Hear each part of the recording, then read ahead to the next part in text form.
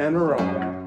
What? In the background reading a book. Oh yeah, that's beautiful. All right, we made it to number 5.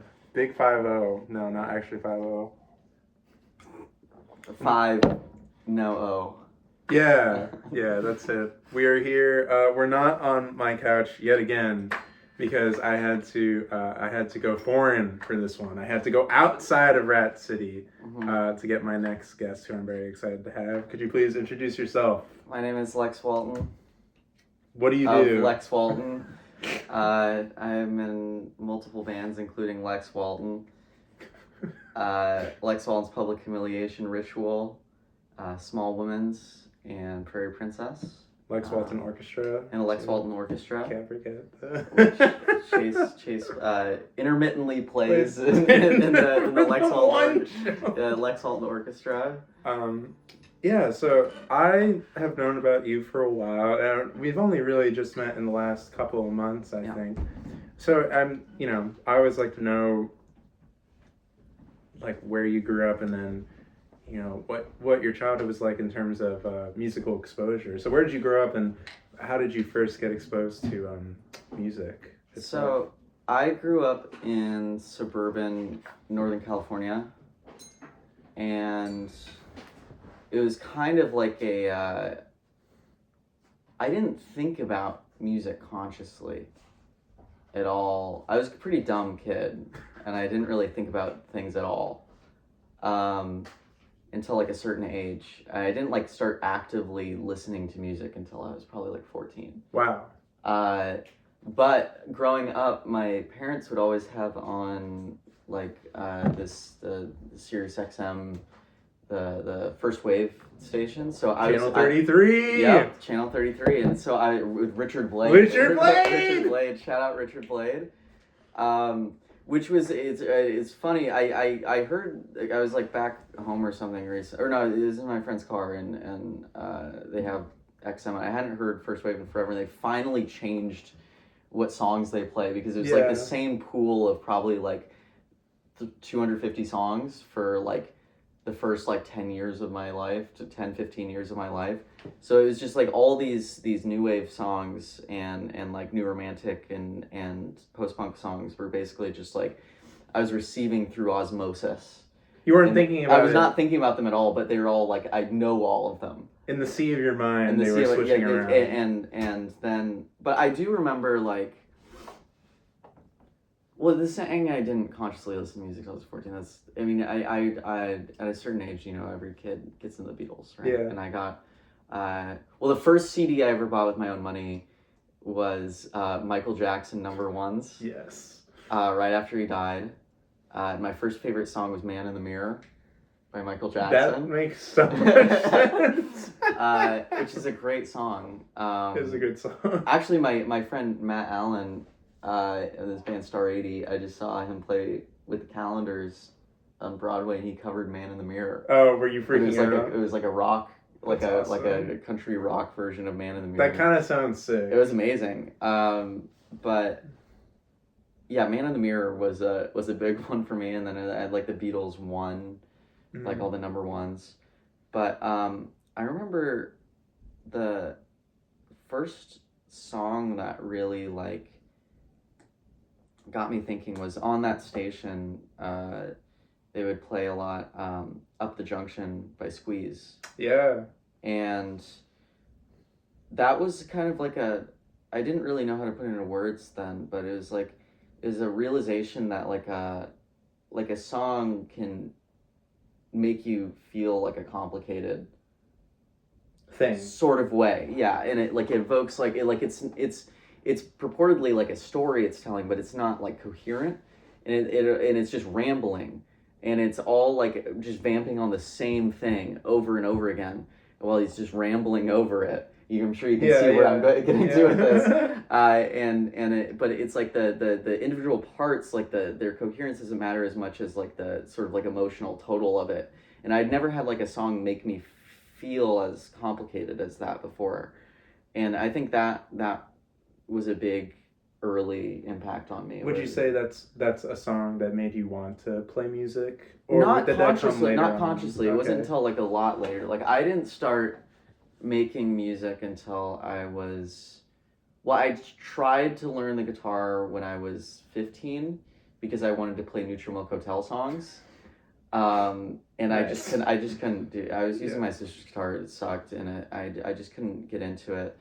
But I had this friend Marlo that I met in high school. And he had already made like a bunch of records, and he like did it all on his own, and he showed me all this stuff. And he's the reason why I have my main instrument, I guess, is the Yamaha PSS 480, which he saw me play. Yeah. He had one, and he was the reason why I got mine. But he showed me how to write songs and record music on my own, not in any like concrete way, but like more in an abstract way. Was Marlo older or the same age? The same age as me. Okay. Yeah, and I don't know, and just like being around him, and he was showing me all this stuff that I think I took for granted back then, but it has ended up being like really big impact on me. Like, he got me into like teen suicide was a big one, and I remember him showing me like of Montreal and stuff, and it just like washed over my head. But basically, like he was the one that like showed me, and my other friend Tommy also he was like the one person I knew who had a band, and the one person I knew who had a band who was nice to me. That's a big, yeah. That's There's a big other thing. people, Yeah. but yeah, those two really just left a big impact on me because my first exposure with like creating music had nothing to do with, I guess, like the right way to do it. It was all like Marlo was like miking up toy drum kits in his bedroom and overdubbing like Yamaha crap synth over it, and it sounded amazing. And I was like, okay, that's just the way that you do it. Yeah. That's the way that you make music. I can definitely, that makes a lot of sense with your style of recording and your style of songwriting, because it's in that vein of like maybe it, like, obviously not the right word to use, but you know, like amateurish comes to mind. Ramshackle. Yeah, ramshackle. Yeah. But like in a very artistically motivating way, which is really cool. So I think it's neat that you've stuck with that over time, and if anything, you've embraced that, because a lot of your, pretty much all of the music I've heard of yours that's recorded, you know, for lack of a better term, sounds a little potato, but it's really good. You know? It's a good potato. Because there's like, you know, there's like, I've done like 2 studio sessions in my life, right? And it's like, I didn't even really like how those turned out. It's just like, I just like, it's I'm a control freak. And it's like, but I'm a control freak about making sure everything sounds bad, right? Where it's like, but it's like, if it sounds bad, I want it to be my fault. Yeah. Not anybody else's. That's you want to take responsibility. I want to take full responsibility for everything that anybody's going to hear, because it's like, I don't want the blame to be put on anybody else. And I don't know, it's that idea of like, I mean, what I learned from him that I think I still do is it's like, the song exists, right? But it's like the arrangements and the way that it's conveyed, you're basically just trying to bring it to the place it wants to be, but the arrangements are improvised as you're moving along. And there's no, like, I'm not like writing out parts. Yeah, you're just kind of making it up as like I'll do a layer, and then I'll figure out what feels right to do on top of that, and I'll just keep building layers until it's done. I'll kind of go reverse order here, but the first question I have is, when you're playing live, because obviously we've done a show together and I've seen you live, do you mentioned that those arrangements are like changing. Do you change the arrangements live, and like do you find that having to perform these songs live gives some new context for you? Because they're done in such like a unique way in the studio. Yeah, I mean, so like I did this record Chain Music when I was 20, right? And it sounds bad. It's a bad sounding record. Arrangements mostly suck because I was like, you know, blinded by my abject pain that I was in, you know, and it was like making this record. I just needed the songs to be written and recorded. But the like 3 years after that, I was playing these songs with a band, and we were just developing all these intricacies that were latent in the songs, but were not in the recording, but they were like within the songs themselves. We Yeah. just had to excavate them. All these like these like differences in phrasing and dynamics and so then as we built that up and up, I did Chain Music too, where Yeah. I went back to those like the title track and some of the other songs, and it was like I wanted to bring everything. There's like a more ideological isn't the word, but like a there's a theoretical, there's like a personal reason why I'm doing this, but it's also like I wanted to bring what we had excavated Yeah. from those live arrangements to it. So I find like, especially with the live band, like it's always an opportunity to try to do things a different, more refreshing way. Yeah. Like songs always get faster. They do. I yeah. always I love how it, like every song Songs is get always, faster and you add a harmony. You yeah, always get add a yeah, harmony. yeah, exactly. And it's just like, and that's my opportunity to have like, the people that I'm very lucky to have surrounded myself with people that I play music with that add they discover very rewarding things in the Yeah. music, and they add very rewarding things to the music that just that I would not have thought of. And then going backwards here now, how did you start playing live? Was that something that you became aware of early on with like a person like Marlo, or did that come much later? Marlo didn't have a band. He didn't really do shows. He did like weird ones. Like I remember I have a picture from it that I took. There was like a show he did sort of, but it was like he was going, he wasn't doing so great, but it was like in somebody's garage. It wasn't his. I don't know whose garage it was. We were all sitting in a circle around him in folding chairs while he was just playing tracks off of tapes, and he was just screaming. He was That's just awesome. screaming, and it was nothing like any song he'd ever Yeah, he was just written. screaming. He was just screaming, and that I think that left a really big. Was that impact one of on your me. first live shows, or had Yeah, you been to yeah. I mean, because it's like I'd gone to see like Mac DeMarco, and shit, but that was like the first like experience with like very intimate music, and it was so visceral, and it was so like upsetting. And it was incredible. It was the most like revelatory things I think I'd ever seen, and I don't know. Like I said, there's like I knew people in bands, but nobody did shows really where I grew up. Really? It was strange. I mean, there's some. I went to high school with. Do you know Ava Smith, like Cage World? I don't think so. Okay, she was the year above me in high school, and I've already talked to her about this, but I went to one of her shows in Oakland, and I had a very bad time, and I was like, I'm just not gonna go to these anymore. I'm just not gonna go to like DIY shows, and until I came to Boston. Yeah. For college, yeah. So where did you go to school again? Did you go to? I went to Emerson. You went to Emerson. Yeah. Okay. So when you went to school, what were you going to study?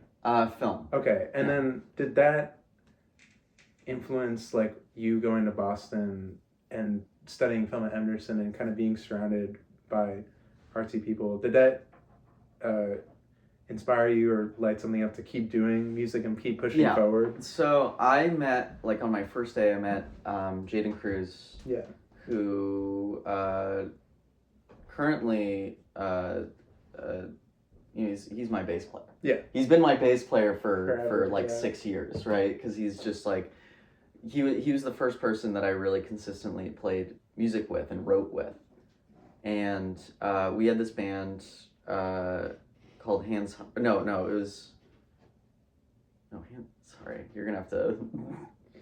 I don't even remember what the name of the band was. Right, but you it had was a like band. Semper Games or something, and then it became Group Sounds Band, but like I think one of the I have a lot of problems with Emerson College, but as far as like doing music was, it was refreshing to be around certain people who cared a lot about music, but they weren't music school people. Because because there's always the looming Berkeley. Yeah, I know. I know how that be. Yeah. There's the Berkeley's looming over, but like none of us were adept in that way, and we were not Yeah. schooled in the same way. It was But like you were still finding people who were really passionate about it, Yeah, and who yeah. you know who were like good and knew what Yeah, they were yeah, doing. yeah, they knew but didn't have like a disdain for simple music or some shit like that. Yeah, or just like it was refreshing to be playing music with people that were good at what they were doing, but they were like, I'm still inept at the instrument. You know, I'm not like a good guitar player. I'm not a good key player. I think I'm a pretty good bass player, but it's like,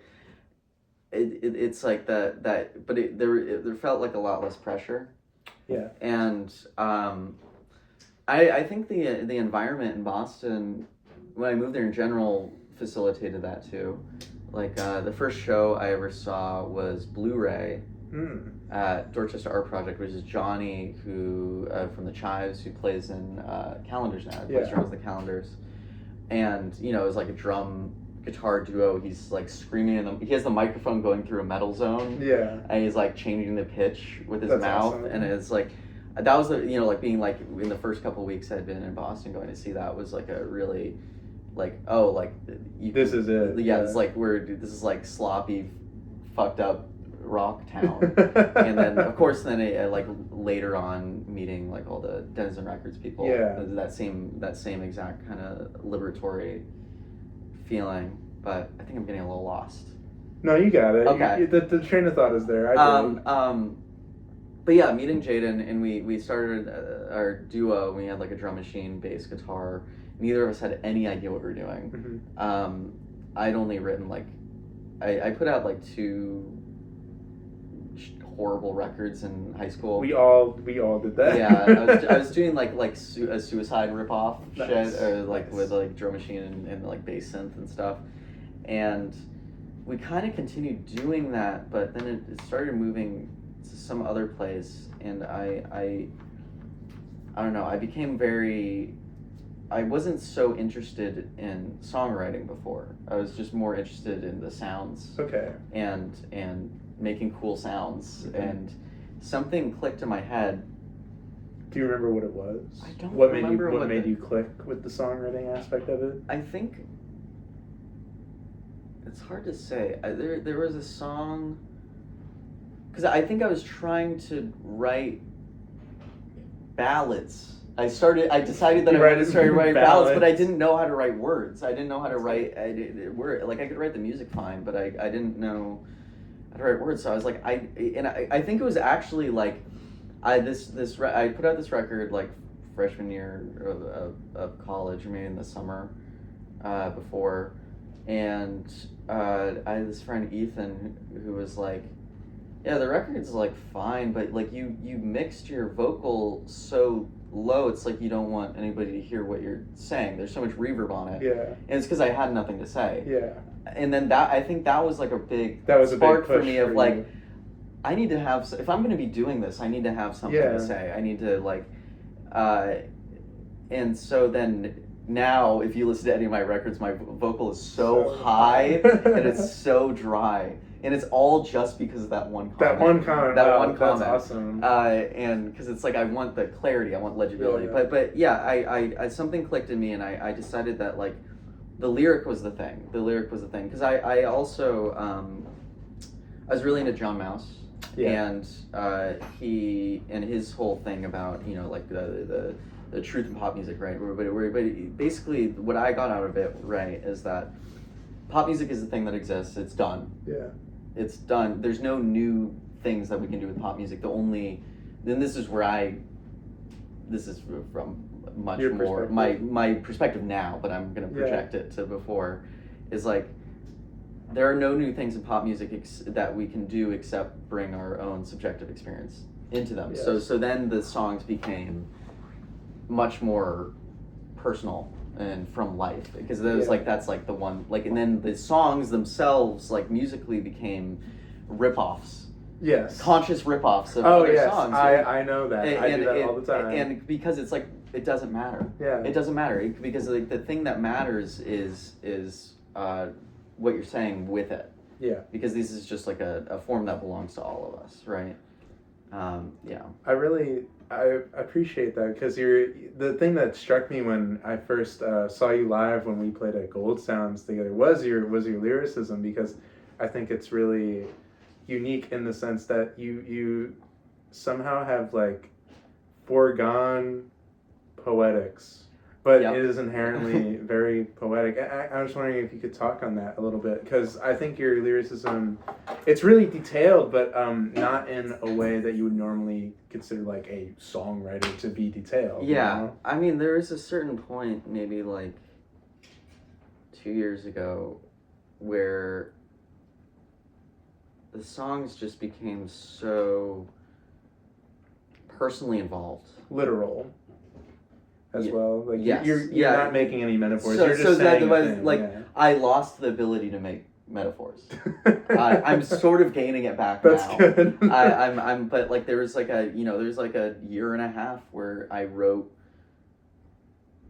fucking 80 songs that all of them were from life, right? There's nothing, there's no metaphor, it was just all sort of direct and blatant, and it got me in trouble a couple times, and but yeah, because of there's like the songs became like, the songs that I was writing became like a part of a system with other people that I was around that were also writing songs, and the songs became life. They became they became the one thing. So then that became the communication, and between you and other people. Yes, and then that of course ends really good.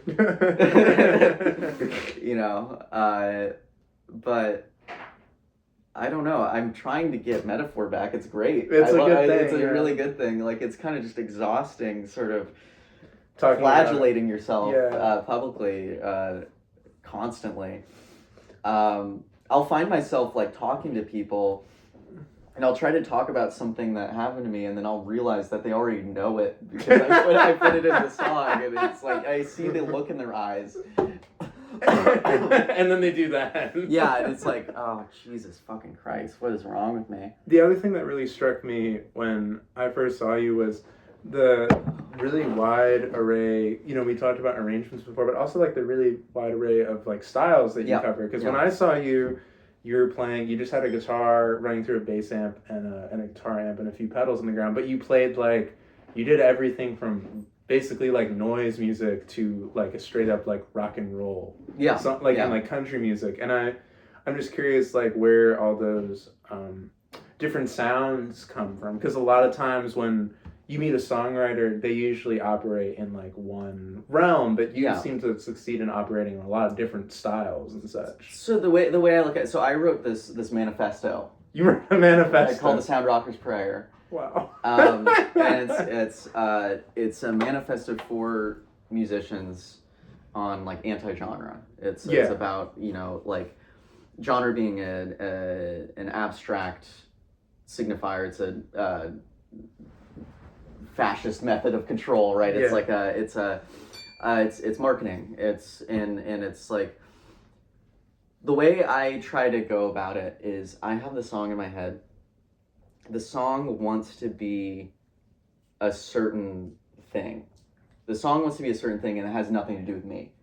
It just is the thing. I just have to facilitate it to wherever it wants to be. So that leads to, you know, this very diversification of styles. And then like a record, like I Don't Want You to Kill Me, it's like sort of like breakneck switches back and forth, and like because it's like the song itself wants to be a certain thing, and it's just about allowing it to do that to the best of your ability. Yeah. So like to the best of your ability, that's where it comes into, like, you know, there are certain stylistic consistencies in the way that I do things, but the sound. You're always trying new things. I'm always trying to just do what the song is telling me to do. Yeah.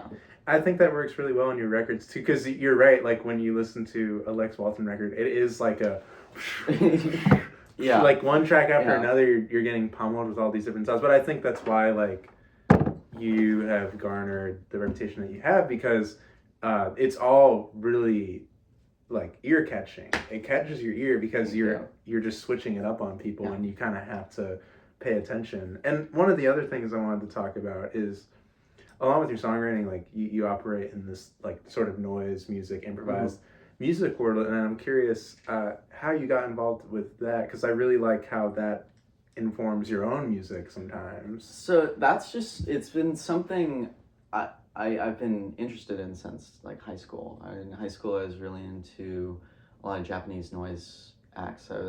Let's Release News, you need to be in a rock band, but you know, that is like my main thing. And I loved like the Guriguri and like Hanatarash and stuff. And that was I would listen to like live Suicide shows and then like, so that was like the music I made in high school was all like extremely abrasive in that way.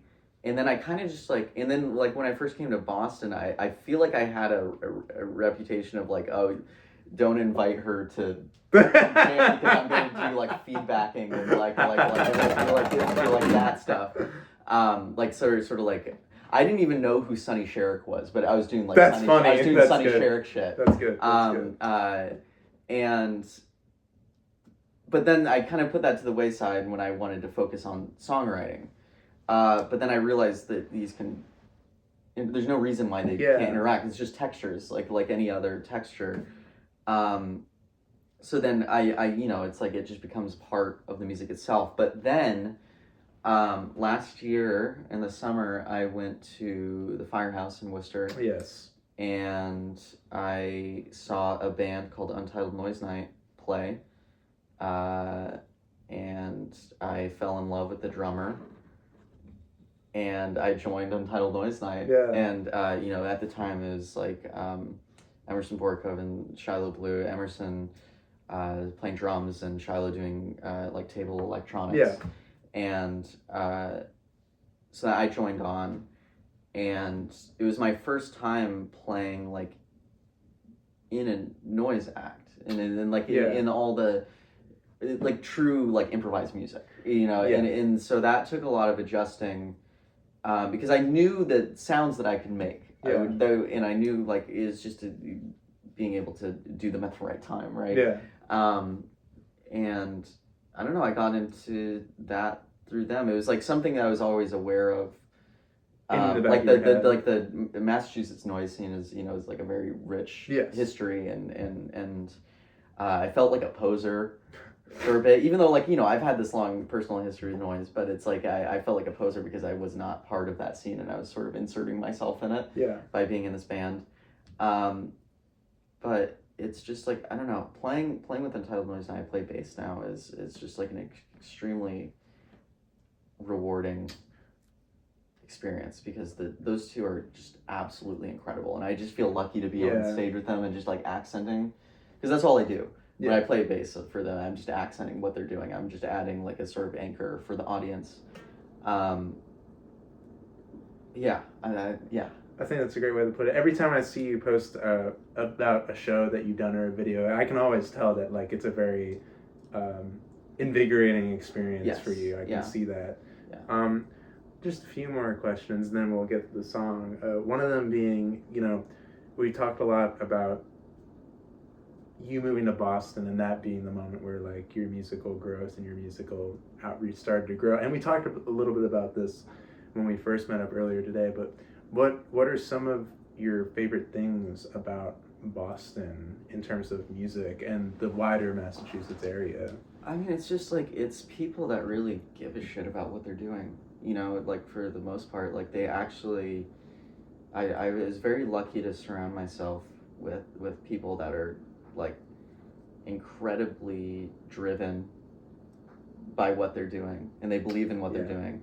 And also like Boston is like coming to New York, I realized like there's not like songwriters here like that. Really? No, That's it's like intriguing. there's like I know a couple, but it's like I felt like where I was in Boston, and the people I surrounded myself with is like all people who like still care very deeply about songwriting and like the craft of songwriting. Yeah. And that was just like a really, I had multiple people that I was bouncing things off of, and we're all making each other better through it. One of them being like Jarsh, Evelyn. Evelyn is a very dear friend of mine, and I think I'm not going to claim that I've made her better, but she's made me better, like through our sending things back and forth to each other, showing things to each other. And And there's so many great songwriters from from Boston scene, like Dew Myron. I think Dew Myron's like the greatest songwriter. Shout out Dew. I think Dew Myron's like it's like the one of, if not the best songwriter I know. Everybody, Yeah, when I first found out about him, Scotty Malcolm literally said he is the best songwriter alive. Yeah, and completely unironic. No, it's kind of true. It's not an untrue claim. You know, it's like that shit's just astounding to me. Like that's the thing. Like I feel like in Boston, I was surrounding myself with people who just in general like made music I wanted to listen to, which is rare. I think it's hard to find that. Right? It's like because it sucks. I'm not gonna. You got it. Yeah, I mean, it's just like it's nice when you know people that make work that astounds you, right? That like kind of takes your breath away, and that was very true in Boston, and also there's no scene here. There's no fucking scene here. Everything's so disparate. Everything's so. Still, the bands here mostly suck. The bands in general in Boston are really good, and there's all these tight knit. I miss Cuck. I miss Cuck a lot, and I miss like all these very tight knit communities of people who are inspiring each other to push each other to do better. Yes, exactly. When I'm still in Boston. It's competitive. Yeah, Boston's very. It's competitive. a really friendly, competitive nature. When Foxy Grandpa was first starting up, when we played our first show I remember. The first time we played with Main Era, we saw them playing, we were like, oh my god, we have to do way better. We have to up our game. It was anytime there's all these landmark shows that either that band or Muzak or Ski Club played, where we'd play with a band that we knew about, and then we'd see them and we'd be like, fuck, we have to get our shit together. And I think it's a really great environment. And you learn so much from seeing other bands. It's crazy. I played in Harmons Cuddle Party for a year. Yeah. And that experience was just one of the most rewarding musical learning experiences I've ever had. That was my first time I'm playing guitar in somebody else's band. Yeah. And it's just I'm observing and I'm really feeling how these songs are working from a third person perspective. And what I have to do to accentuate them, and then that goes back into making your own work better. And I don't know that. I mean, she's also one of the greatest fucking songwriters ever. It's insane. But it's I don't know. It's a very special place. It is special. I hated living there, but I kind of hate living there too. It's a really special place. I found that I was talking to Evelyn about this because Evelyn's a little older than I am. Yeah. And I was talking about how when I first got to Boston, which was right after COVID, there wasn't the scene was kind of starting up again. We were getting this new wave of bands that kind of played around town that people wanted to go see. So and I was telling about how now that I've lived here for a little bit, I feel like I'm in we're in a wave that we're at the peak of a wave of really good music. Yeah. And Evelyn was telling about how before I came there was also a peak, and then obviously COVID shut that down. But it's just really interesting to see how Boston is in this really special creative time, and that there's so many cool there's so many things great happening. bands, and it's it's funny is because I made a comment about how the bands here are not very good. If any one of these bands just came and all moved here, they'd just tear the city apart. I say that all the time. Like a Makeup House moved here. Oh yeah, it'd be over. Crazy. It'd be over. Yeah, I think that all the time. One of the best Foxy Grandpa shows we ever played was we brought Main Era to play at a venue downtown, and it was their first time ever in the city. And some of my friends who I went to high school with came out to that show who lived in Brooklyn. And Main Era finished, and they were like, that was one of the best shows I've seen in New York in a long time, Yeah, Boston's a really special place. And then the last question I want to ask, and I do this at the end of every interview. Is there anybody that you'd like to shout out musically that you're just feeling really inspired by or really grateful for? You know, go ahead. Now's your time to spit. I mean, my main one is my dear girlfriend Emerson Borikov, who I know I said Do Myron's like my favorite songwriter. She's actually my favorite songwriter. I play in Prairie Princess, and every time she brings a new song to the band, it's just like the best song I've ever heard, and it's just like it's starting to piss me off actually. It's like I can't catch up with her. And she, I don't know, we in Small Winds we push back against each other in a way that I think is like really rewarding, and we're always pushing each other to write better songs and be better at what we do. And that's just like, you know, on top of everything else that, you know, she does for me, that is just like an incredibly special thing. And then, I don't know, I'm trying to think. I always gotta shout out Graham Smith, King's Girl Wonder, Yes. my goat, my number one. Changed how I wrote songs forever. Has helped me in many ways. Helped get the tape run made. Yeah. Which is very kind. I mean, everybody should force themselves to listen to Let It Buffer Forever until it makes too much sense. Is what I'll say. That's a good way to put it. And I don't know. I think I shouted out a lot of people already. Yeah. Shout out Scotty Malcolm. Speaking of, we got you want to hire. Don't put. You make sure you blur out the Oh phone number. yeah. We got hiree right here. Yeah. Resume. Yeah. Shout out Scotty. Shout out Scotty Big Malcolm. love. Shout out Alice Cohen. Shout out Charlie LaMonaco. Alice's shout out, apartment is where shout we are out doing Gavin this right Kane. now. Shout out Marae Dambroich. I don't know how to say her last name. Shout out Brad Barker. Shout out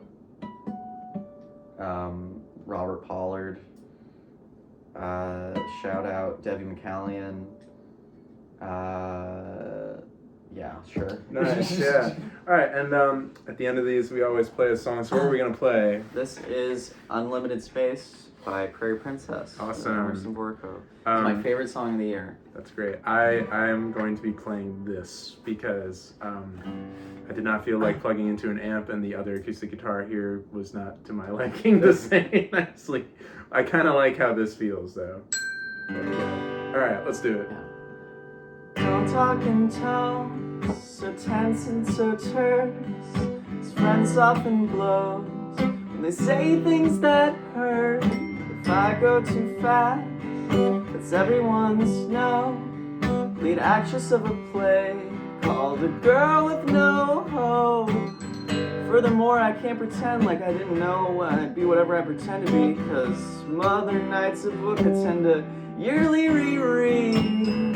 Feeling better, really just forgetting the feel of the weather. There's no more bloodletting.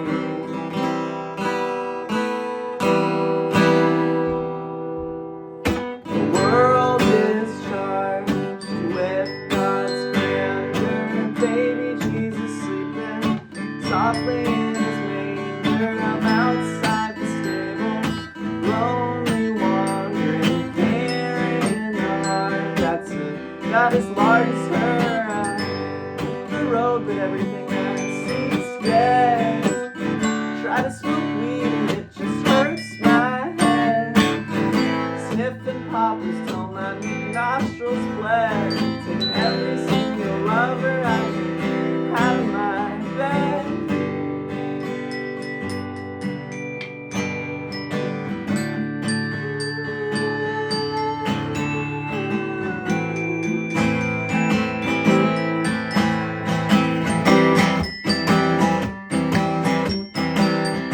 I was less scared, my head was more clear.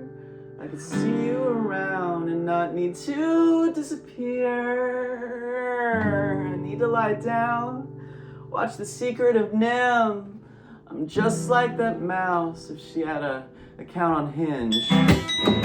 If I shivered, it was merely for well-being. And her quiver span, ending to beginning. Like the bats in the conversation is strength. There's nothing like silence to suggest unlimited space.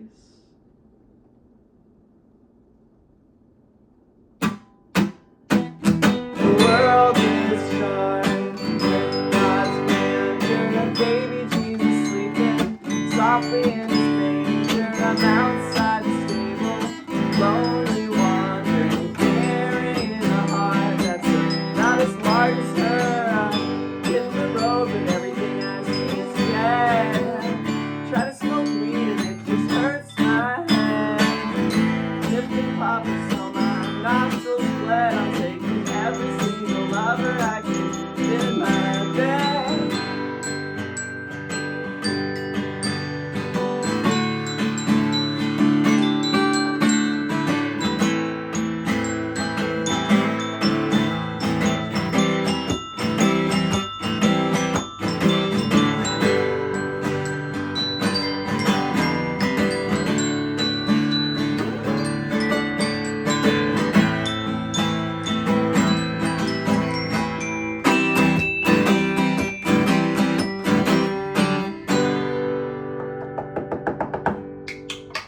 Yeah, that was great. Thank you so much for Thank doing this. you. I really appreciate it.